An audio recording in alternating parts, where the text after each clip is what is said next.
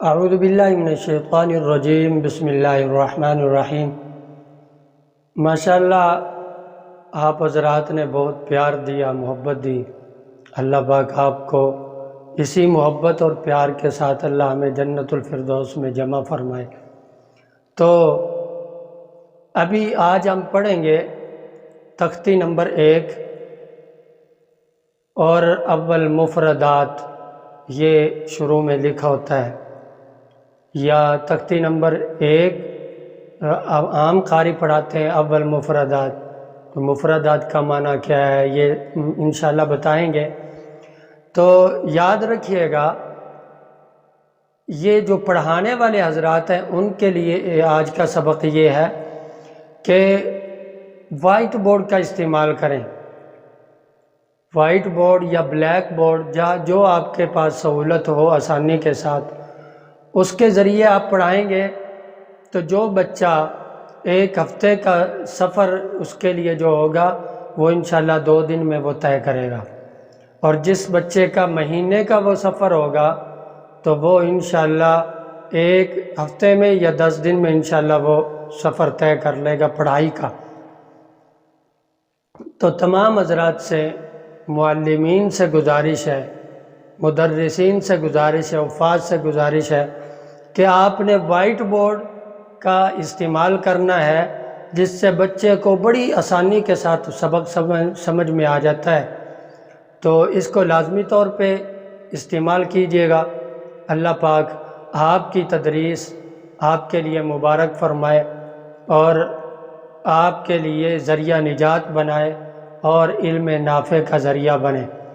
آج ہم پڑھیں گے تختی نمبر 1 اول مفردات، اور مفردات کا مطلب یہ ہوتا ہے کہ حرفوں کو الگ الگ کر کے پڑھنا، ایک ایک حرف کو الگ الگ کر کے پڑھنا۔ یہ تختی نمبر 1 پہلے سبق کا مفردات کا یہ معنی ہے۔ تو یاد رکھیے گا، یہ ہمارا پہلا سبق، یہ پورا قرآن ہے، اس پر بچے کو خوب محنت کروانی ہے۔ تو آپ سب سے پہلے اعوذ باللہ اور بسم اللہ کہلوائیے گا، اور اس کے بعد پھر درود شریف بطور تبرک کے بچے کو کہلوائیں جو آپ کے پاس پڑھنے کے لیے آیا ہے۔ درود شریف کہلوانے کے بعد پھر آپ بچے کو پڑھائیں ربی یسر ولا تعسر وتمم لنا بالخیر وابیک نستعین یا فتاح یا فتاح یا فتاح رب زدنی علما رب زدنی علما رب زدنی علما۔ اور چوتھی بار یا تیسری بار آپ یہ بھی کہہ سکتے ہیں قل رب زدنی علما۔ یہ بچے کو کہلوا دیا، پھر اس کے بعد آپ نے بچے کو پڑھانا شروع کرنا ہے الف۔ عام طور پر یہاں بچے غلطی کیا کرتے ہیں، بڑے بڑے لوگ غلطی کرتے ہیں، الف کو الیف پڑھتے ہیں، الف، الف نہیں بلکہ الف، الف۔ اور اگر آپ کو کوئی کہے بھی، کئی قراء حضرات ہوتے ہیں جو چیلنج کے طور پر یہ پوچھ لیتے ہیں، ہاں جی آپ میں سے کوئی ہے جو الف کا جوڑ کرے، الف کیا ہجے کرے، جوڑ کرے؟ تو آپ اپنے فخر کے طور پر آپ بتائیں جی ہم کر سکتے ہیں الف کا جوڑ۔ تو یہ قراء کے لیے میں بات کر رہا ہوں، طلباء کے لیے نہیں، کہ جو پڑھانا چاہتے ہو اور غور سے سن رہے ہو تو الف کا جوڑ بھی کوئی پوچھے نا تو فخر کے طور پہ سر اٹھا کر کہیے کہ جی ہم کر سکتے ہیں الف کا جوڑ، الف کا جوڑ بھی کر سکتے ہیں۔ تو وہ کیسے ہے سنیے گا، حمزہ زبر آ، لام فا زیر لف، الف، یہ الف کا جوڑ ہو گیا۔ تو الف پڑھانا ہے۔ اس کے بعد کا جو حرف ہے وہ ہے با، با، اور با جو ہے نا یہ ہونٹوں کی خشکی سے ادا ہوتی ہے، با۔ اور خشکی اور تری ہے کیا؟ تری کا وہ حصہ ہے، ہونٹوں کی تری والا وہ حصہ ہے جو عام طور پر ہم اگر منہ بند کر کے بیٹھے ہوں یا کسی سے بات کر رہے ہوں تو جو ہونٹ ملے ہوئے ہیں اس وقت میں ابھی جو خاموشی تھوڑی دیر کی چند سے 2 سیکنڈ کی میں نے کی ہے، اس وقت میں جو حصہ ملا ہوا ہے ہونٹ کا ہونٹ کے ساتھ، اس کو کہتے ہیں تری والا حصہ، اور خشکی والا حصہ جو شو ہو رہا ہے ہونٹوں کا حصہ، اسے کہتے ہیں خشکی والا حصہ۔ تو با کو ادا کرتے ہوئے خشکی والے حصے کو جب ملائیں گے تو صحیح طور پر با ادا ہو جائے گی۔ با با یہ نہیں صحیح ہوگا، بلکہ با۔ اور کچھ بچے یہاں پہ غلطی کرتے ہیں، بھا بھا، یہ بھا نہیں پڑھنا، با پڑھنا ہے، با۔ اگلا حرف ہے تا۔ تا یہ بہت ہی آسان لفظ ہے، حرف ہے، تو اس کے لیے اتنی زیادہ محنت کی ضرورت نہیں ہوتی، لیکن آگے چل کے بتاؤں گا کہ تا کی پہچان بچے کو کیسے کرانی ہے۔ بڑا سمپل سا طریقہ ہوگا، انشاءاللہ بتاؤں گا، وائٹ بورڈ کے ذریعے سے بھی بتاؤں گا۔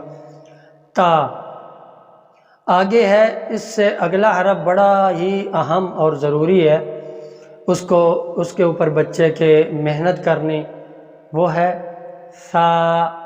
سا۔ اب میری بات سمجھ رہے ہوں گے، میری آواز سمجھ آ رہی ہوگی، تھوڑی سی زبان باہر نکال کر یہ پڑھنا ہے، اور زبان کو اوپر کے دانتوں اور نیچے کے دانتوں کے درمیان دبا کر نہیں پڑھنا، بلکہ تھوڑا سا منہ کھولیں اور زبان کو باہر نکالیں۔ اصل اس کا مخرج یہ ہے کہ زبان کی نوک کو اوپر والے سامنے کے جو دانت ہیں ان کی نوک سے لگا کر پڑھنا، سا سا، تو یہ اس کا مخرج ہے۔ اور بچے کو یہ بات یاد کروانی ہے، پکی کروانی ہے کہ دونوں اوپر اور نیچے کے دانتوں کے درمیان زبان کو دبا کر نہیں پڑھنا، اس سے حرف کا مخرج خراب ہو جاتا ہے، صحیح ادا نہیں ہوگا۔ اس لیے نرمی کے ساتھ، اگر کوئی بچہ یہ والی بات نہ سمجھ رہا ہو کہ سا کیسے پڑھنا ہے، تو اس کو مخرج بتائے بغیر آپ صرف اتنا کہہ دیں کہ تھوڑی زبان باہر نکال کر پھر اس کو پڑھیں تو وہ آسانی سے پڑھ لے گا۔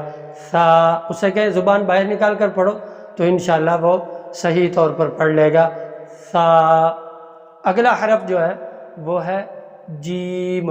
جیم جیم، اور اینڈ والا جو میم ہے نا وہ تھوڑا سا ظاہر کرنا ہے، اس پہ قلقلہ نہ ہو جائے، جیم، یہ غلط ہے، جیم۔ جیم کا ہم پڑھ رہے تھے کہ جیم اس طرح سے پڑھیں کہ آپ جیم نہ پڑھ سکیں، نہ ہی بچے کو آگے اس کا تعارف کروائیں۔ جیم کے بعد پھر اگلا حرف ہے جیم کا نقطہ اگر ریز کر دیں گے تو پھر بن جائے گا ہا۔ یہ بچے کو یہاں انگلی رکھ کر اس کو سمجھائیں کہ یہ یہاں پر زور لگا کر تھوڑا جب پڑھیں گے، ہا ہا،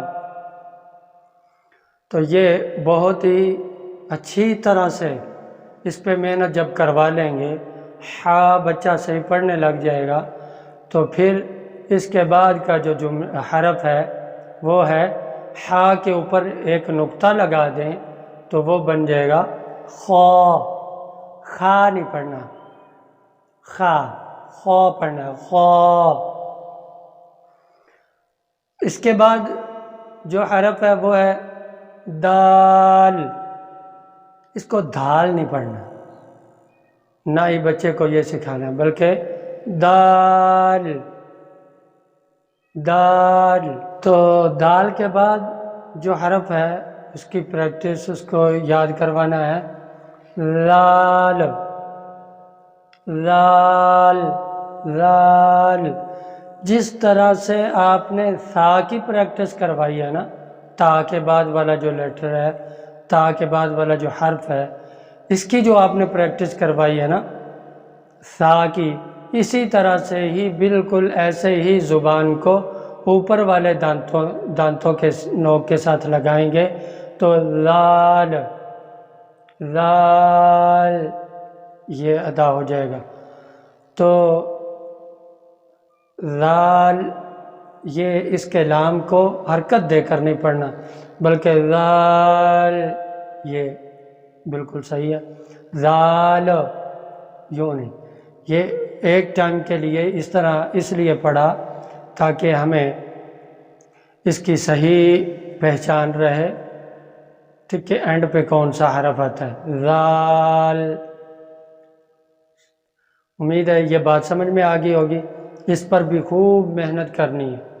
آگے آ گیا را، را۔ اب یہاں پہ ایک بڑی غور سے ایک بات سمجھنے کی جو ہے نا وہ یہ ہے کہ آپ منہ کھولیں نا، فل زیادہ سارا منہ اگر کھولیں تو منہ کھول کر آپ آئینے میں دیکھیں نا، شیشے میں دیکھیں، آپ کو اوپر سے گوشت کا لوتھڑا لٹکا ہوا نظر آئے گا حلق کے اندر، جس کو کوا بھی کہتے ہیں۔ تو اس کوے کے جتنے بھی پر ہونے والے حرف ہیں نا موٹے ہوتے ہیں، جیسے صاد، قاف، واد، طا، اور یہ جتنے بھی خا ہو گئے، یہ پر ہونے والے جو بھی حرف ہیں نا، یہ اس کوے کے قریب قریب زبان جب لگتی ہے نا تو یہ سارے کے سارے لفظ صحیح طور پر ادا ہوتے ہیں۔ یہ آپ کو ایک کلیہ نقطے کی بات بتا رہا ہوں، اس کو آپ یاد کیجئے گا، ذہن میں رکھیے گا کہ حرف جتنے بھی پر ہو کر پڑھے جاتے ہیں، یہ اس کوے کے قریب قریب زبان جب لگتی ہے تو یہ سارے حروف جو پر ہونے والے ہیں وہ پر ہوتے ہیں۔ یہ بات آپ نے ذہن میں رکھنی ہے اور بچے کو یاد کروانی ہے۔ کون سی بات؟ کہ منہ کھول کر شیشے میں اگر آپ دیکھیں گے نا کہ وہ کوا نظر جو آ رہا ہوتا ہے، اس کے ارد گرد نرم تالو کے ساتھ زبان جب اوپر کو لگتی ہے تو لفظ پر ہو جاتا ہے خود بخود ہی۔ اس لیے را کے جب ادائیگی کا ٹائم آئے نا تو اس کے ادا کرتے ہوئے دو جگہ پر زبان لگتی ہے۔ ایک، زبان کی نوک اوپر والے سامنے والے دانتوں کے مسوڑوں سے زبان کی نوک لگتی ہے، اور پھر یہ زبان کی یہ نوک ہے نا، یہ 3 انگلیاں میں بتا رہا ہوں، یہ زبان کی نوک ہے، یہ اوپر مسوڑوں سے لگے گی، اور زبان کا یہ جو حصہ ہے یہ اوپر نرم تالو کے ساتھ ہی لگ جائے گا۔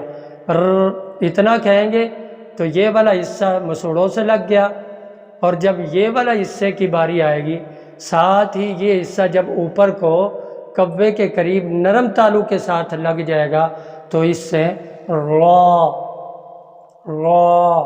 یہ دونوں حصے ایک ساتھ، ایک زبان کی نوک اور زبان کا اینڈ والا جو حصہ ہے، مطلب درمیان سے تھوڑا سا آگے کوے کے قریب قریب جو زبان کا حصہ ہے، یہ ایک ساتھ ہی دونوں اوپر کو اٹھتے ہیں تو را صحیح طور پر ادا ہو جاتی ہے۔ آج کا سبق ہم یہاں تک رکھتے ہیں، تو اس کے لیے آپ دعا بھی فرمائیں، اللہ ہمیں کمپلیٹ قاعدہ آگے تک پڑھنے کی توفیق نصیب فرمائے، طاقت نصیب فرمائے۔